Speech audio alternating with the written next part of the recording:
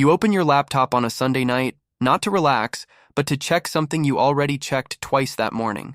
The balance, the same balance, sitting there like it's waiting for you to ask it a different question and get a different answer.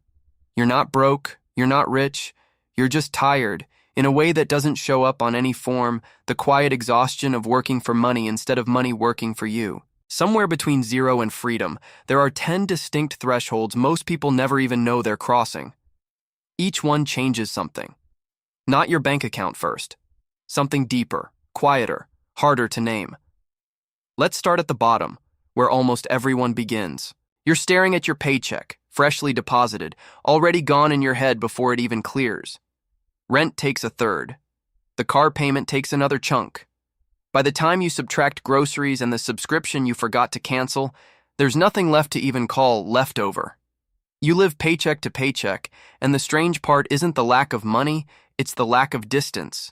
The way every single dollar already has a job before it even arrives. A friend invites you to a birthday dinner, somewhere a little nicer than usual, and you spend the entire meal doing quiet math instead of actually being present, calculating tip percentages while pretending to listen to a toast. You order the cheapest thing on the menu and tell yourself you're just not that hungry. Nobody comments on it directly, but you catch a glance just for a second when you decline dessert. Here's the truth nobody says out loud at this level. You're not bad with money. You simply have no room to make a mistake, and that pressure changes how you experience every single financial decision, no matter how small. You go home that night and check the balance one more time, as if staring at it might change the outcome through sheer willpower. It never does. But somewhere in that frustration, something starts to shift, quietly. The first flicker of a decision that this can't be the whole story. You open a savings account you've never had before, and you set up an automatic transfer, $50, then later $100, vanishing from your checking account the same day your paycheck lands, before you can spend it on anything else. The first month, you barely notice the difference. The second month, you check the account just to watch the number grow, the way some people check social media, a small dopamine hit from watching something finally move in the right direction. A coworker mentions she's trying to budget too. And for the first time, money becomes something you can actually talk about out loud without feeling exposed. It's a small comfort, but it's real. Then your car needs new brakes, an unexpected $400, and instead of that familiar tightening in your chest, you simply transfer the money and move on with your day. It's the first emergency in your adult life that didn't feel like an emergency. That single moment teaches you something nobody explained before. The goal was never to avoid problems. The goal was to build a buffer wide enough that problems stop being catastrophes and start being inconveniences. Your bank doesn't treat you differently yet. Nobody outside your own head even notices the shift. But you notice it, every single day, in the absence of that low hum of dread you used to carry without realizing you were carrying it at all. You pay off your last credit card, the one you've been carrying a balance on for years, the one that quietly accrued interest every single month like a small tax on past versions of yourself. The final payment clears, and you stare at the zero balance for a long moment, half expecting something to feel different immediately. Nothing does. Not at first. Then a strange thing happens. A notification arrives from your credit card company a few weeks later. An automatic limit increase, unprompted, unrequested, simply because your behavior changed and the algorithm noticed before you fully processed it yourself. At a dinner with family, someone jokes about finally being debt-free, and you laugh along, but underneath the joke is something real, the quiet pride of having actually finished something difficult that most people start and abandon. A relative who once gently lectured you about spending habits suddenly asks for your advice instead, a complete reversal you didn't see coming. Here's the realization that settles in slowly at this level.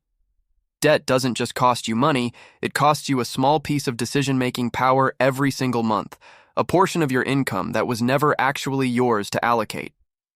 Being free of it doesn't make you rich. It just makes you, for the first time in years, the only person with a vote on where your money goes. You build an emergency fund, 3 months of expenses, sitting quietly in an account you don't touch, and the first thing you notice isn't financial at all. It's how differently you sleep. You used to wake up at 3 in the morning sometimes, running numbers in your head for no reason. a habit so old you'd stopped recognizing it as anxiety. Now, those nights are rare, then rarer, then gone entirely. At work, your manager mentions a round of layoffs coming to another department, and you notice your own reaction with a strange detachment, concern for your coworkers, but none of the old visceral panic for yourself. You have options now, even if you never use them. A friend going through a sudden job loss calls you, not for money, just to talk, and you realize you're now the calm voice in someone else's financial storm, a role reversal that quietly surprises you. The hidden rule revealing itself here is uncomfortable but true. Most people aren't actually afraid of spending money. They're afraid of not having a plan if something goes wrong, and once that plan exists, fear stops running the show. You haven't gotten rich. You've simply removed the one thing that used to make every decision feel like a gamble. You start investing, not large amounts, just a steady percentage every month automatically, into something boring and diversified that you don't have to think about daily. The first time the market drops 8% in a single week, you feel your stomach lurch exactly the way you expected. The same old fear in a new context. But this time, you don't sell. You don't even check the account for 3 days, partly out of discipline, partly out of avoidance. And when you finally do look, the number has already partially recovered, as if it never needed your panic in the first place. A coworker who's been investing for years notices you mention an index fund in passing and his entire demeanor shifts, leaning in, suddenly treating you like someone worth talking strategy with instead of someone to explain basics to. You didn't change. The conversation simply unlocked because you crossed an invisible threshold of credibility. At a family gathering, an older relative who controls most family financial conversations asks your opinion on something for the first time ever, and you realize, with quiet surprise, that you've entered a different category in his mind. Not wealthy, but serious. The deeper truth surfacing here is one most people never say aloud. The market doesn't reward intelligence as much as it rewards the simple, unglamorous ability to do nothing while everyone else panics. You check your investment account on an ordinary Tuesday and realize almost by accident that your money earned more last month than several weeks of your actual paycheck combined. You read the number twice, certain you misread a decimal point. You didn't. There's no app notification for this, no celebration, just a quiet line item that represents something enormous and says almost nothing about it. You mention it to a friend, carefully, almost apologetically, bracing for an awkward reaction, and instead he just nods and says, "Yeah, that's how it starts compounding." Like it's the most normal thing in the world, which somehow makes it feel even stranger. Your relationship with work shifts slightly, not dramatically, but you notice yourself making decisions with a little more ease, turning down a project that used to feel mandatory, simply because the income from it no longer feels essential. Your boss notices the shift in your energy before you've even said anything explicit, and treats you, oddly, with a touch more deference, the way people instinctively soften around someone who no longer seems desperate. Here's the strange psychological truth revealing itself at this level. The moment money stops controlling your decisions is the exact moment other people start sensing it, even when you never mention numbers at all. You haven't quit your job. You haven't changed your lifestyle. But something fundamental about how you move through the world has already begun to shift, quietly, underneath the surface. You calculate, almost as an experiment, what your investments alone would generate every month if you simply left them untouched, and the number that comes back covers your rent. Not your whole life, but your rent, specifically, completely, without a single hour of additional work. You don't quit anything. You don't tell anyone. But you carry that number around in your head for days, turning it over like a stone in your pocket, proof that something invisible is now working on your behalf, every single hour, including the ones you spend sleeping. At work, you negotiate a raise differently this time. Calm, almost detached, because the outcome no longer determines your survival, only your trajectory. Your manager notices the shift in tone immediately, treating the conversation less like a negotiation and more like a discussion between equals. A friend asks how you're so relaxed about a decision that used to terrify you, and you struggle to explain that the calm isn't confidence exactly, it's distance.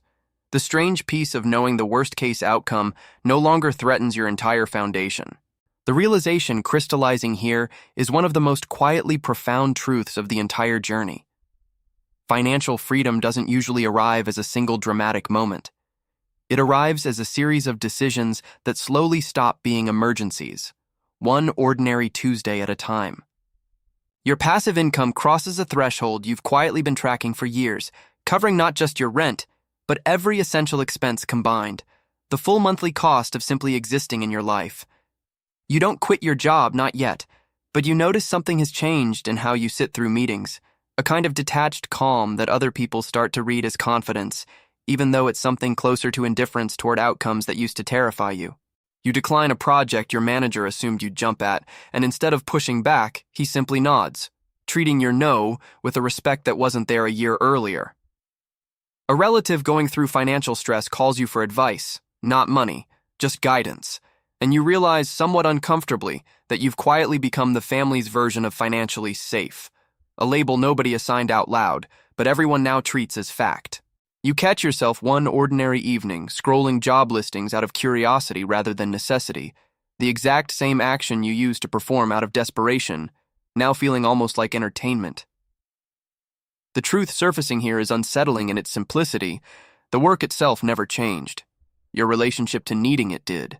And that single shift rearranges everything else around it, quietly, without anyone fully noticing except you. You walk into your manager's office and resign, calmly, without the speech you used to rehearse in your head during difficult days, because there's no dramatic exit needed when the decision was never emotional in the first place. Your coworkers react with a strange mixture of admiration and discomfort, several asking, almost nervously, "But what will you actually do all day?" A question that reveals more about their relationship with money than it does about yours. The first morning without an alarm feels less euphoric than you expected and more disorienting, an unfamiliar quiet that takes weeks to stop mistaking for emptiness. You meet an old colleague for coffee, and when she asks what you do now, you pause, realizing the question itself assumes work defines identity, an assumption you no longer share but haven't fully replaced with a new answer yet. A distant acquaintance, hearing about your situation secondhand, treats you differently almost instantly, warmer, more curious, occasionally fishing for advice disguised as casual conversation. The hidden, slightly uncomfortable truth revealed here is one most people never expect. Financial independence doesn't automatically hand you purpose.